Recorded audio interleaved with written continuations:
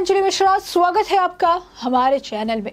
उत्तर प्रदेश के 30 जिलों में एटीएस की ताबड़तोड़ छापेमारी देखने के लिए मिल रही है, जहां पर पीएफआई से जुड़े 50 लोगों को उठाया गया है। वहीं इस मामले में समाजवादी पार्टी के पूर्व नेता का जो पीएफआई कनेक्शन है वो भी सामने आया है और एटीएस ने उन्हें हिरासत में ले लिया है।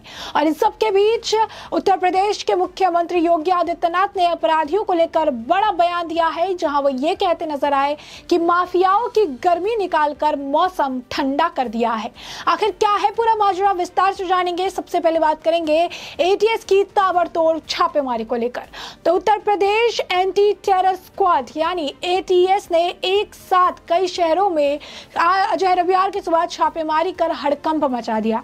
राजधानी लखनऊ समेत मेरठ, मुरादाबाद, वाराणसी, आजमगढ़ में एटीएस ने एक साथ सर्च और ऑपरेशन चलाकर बड़ी कार्रवाई की। लखनऊ के विकास नगर में भी एटीएस ने एक युवक को उठाया है। युवक को पकड़कर ले जाने का एक सीसीटीवी फुटेज भी सामने आया है। साथ ही बिकेटी के अचरामाऊ गांव में भी एटीएस के छापा मारा है। इस कार्रवाई में पॉपुलर फ्रंट ऑफ इंडिया यानी पीएफआई से जुड़े 2 लोगों को हिरासत में लिया गया है। वहीं राज्य के विभिन्न जिलों से 70 संदिग्धों को पूछताछ के लिए हिरासत में लिया गया है।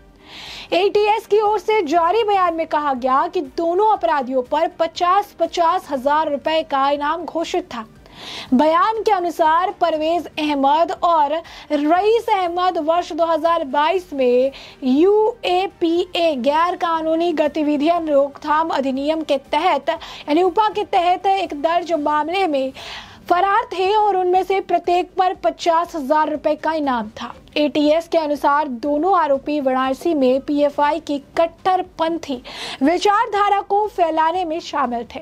ये दोनों भारतीय दंड संहिता और यूपीए यानी उपा की विभिन्न धाराओं के तहत वाराणसी में दर्ज कुछ मामलों में वांछित थे। पीएफआई को गैर कानूनी गतिविधियों में शामिल होने के कारण पिछले साल केंद्र सरकार ने प्रतिबंधित कर दिया था, यानी बैन लगा दिया था।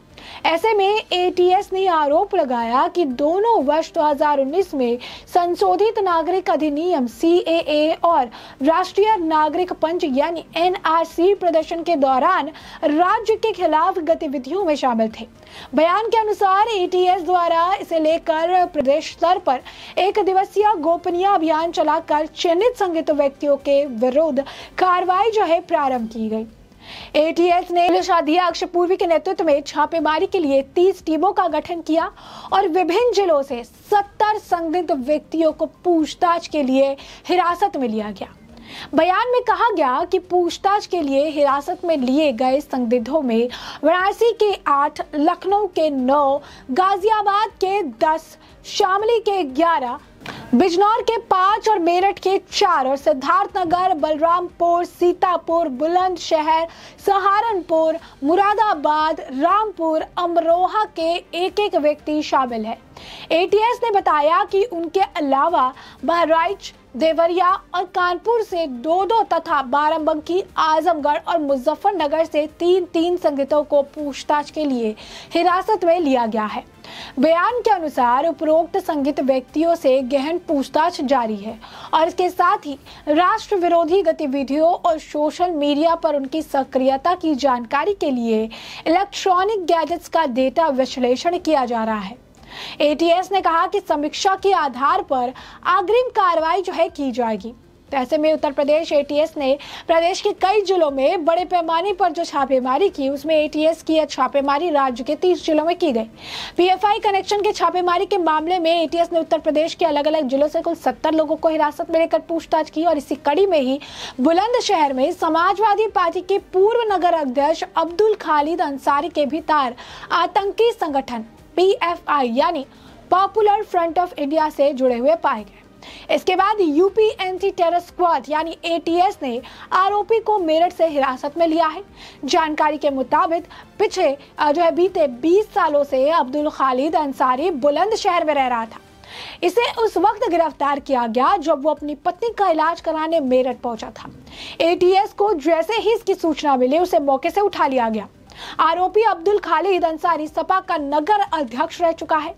हाल ही में सपा को छोड़कर उसने एसडीपीआई का हाथ थाम लिया था और दिल्ली के ऑफिस में ज्वाइनिंग भी की थी।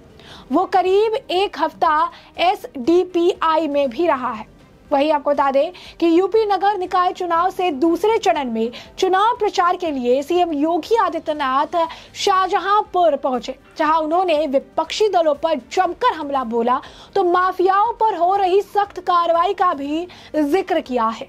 सीएम योगी ने कहा कि आज उत्तर प्रदेश में माफियाओं की गर्मी निकालकर प्रदेश के माहौल को ठंडा कर दिया गया है। उन्होंने कहा कि आज हर समाज, हर वर्ग का व्यक्ति अपने आप को सुरक्षित महसूस कर रहा है। सीएम योगी ने अजय शाहजहांपुर के नवीन नगर निगम में मेयर प्रत्याशी अर्चना वर्मा, नगर पालिकाओं, नगर पंचायतों के साथ पार्षद पद के प्रत्याशियों के समर्थन में जनसभा की। इस दौरान उनके साथ कैबिनेट वित्त मंत्री सुरेंद्र खन्ना, लोक निर्माण मंत्री जितिन प्रसाद समेत जनपद के सांसद, विधायक और सभी प्रत्याशी मौजूद रहे। सीएम योगी ने इस दौरान लोगों से बीजेपी के साथ प्रत्याशियों को जिताकर तीसरा इंजन जोड़ने की अपील की। मुख्यमंत्री योगी आदित्यनाथ ने इस दौरान अचानक खराब हुए मौसम को लेकर मजाकिया लहजे में कहा कि पिछले 6 वर्षों में माफियाओं की गर्मी हमने दूर की है और इसी कारण उत्तर प्रदेश का माहौल ठंडा है। ठंडा माहौल भापते हुए इंद्र भगवान ने अपनी कृपा से आज मई के महीने में भी मौसम को ठंडा कर दिया है। उन्होंने कहा कि निकाय चुनाव प्रदेश के 25 करोड़ लोगों के जीवन जीने का माध्यम है और यदि इस माध्यम को सही से लागू करना चाहते हैं तो निकाय चुनाव में ऐसे इंजन को भी तीसरे इंजन के रूप में जोड़ना होगा। सीएम योगी ने यह कहा कि कोरोना काल में मुफ्त राशन और कोरोना वैक्सीन का भी जिक्र किया। योगी ने कहा कि उत्तर प्रदेश में 14 से पहले प्रदेश में भय का माहौल होता था, लेकिन हमने सभी गुंडे माफियाओं की गर्मी समाप्त करके अप्रैल और मई के महीने में भी मौसम ठंडा कर दिया है। हमने शाहजहांपुर के साथ यूपी को बदलने का कार्य किया है। अब रंगदारी नहीं मांगी जाती, व्यापारी शान के साथ कार्य कर रहा है। हमने पटरी व्यापारी के लिए पीएम स्वाद निधि के तहत लाभ दिया और उनका कार्य शुरू हो चुका है। गरीबों को पीएम आवास के तहत घर दिए, हर घर जल योजना के तहत हर घर में जल पहुंचाया गया है। तो स्पष्ट तौर पर अगर आप देखेंगे तो उत्तर प्रदेश से जुड़ी एक के बाद एक कई सारी बड़ी खबरें जो है हमने आपको बताई है। पहली तो एटीएस द्वारा किस तरीके से ताबड़तोड़ छापेमारी की गई है, 30 अलग अलग जगहों पर छापेमारी हुई है, 70 संदिग्धों को गिरफ्तार किया गया है। दिन में से 2 संदिग्ध ऐसे हैं जो कि 50-50 हजार रुपए का उन पर इनाम है, कई मामलों में वांछित थे।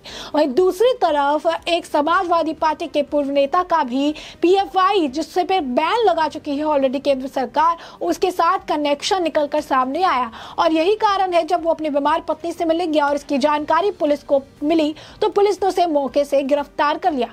वहीं आप देख सकते हैं योगी आदित्यनाथ फिल्म फॉर्म में नजर आए और माफियाओं को लेकर बड़ी बात कह दी कि इसी वजह से इस वक्त मौसम ठंडा है, क्योंकि उन्होंने माफियाओं की गर्मी निकाल दी है।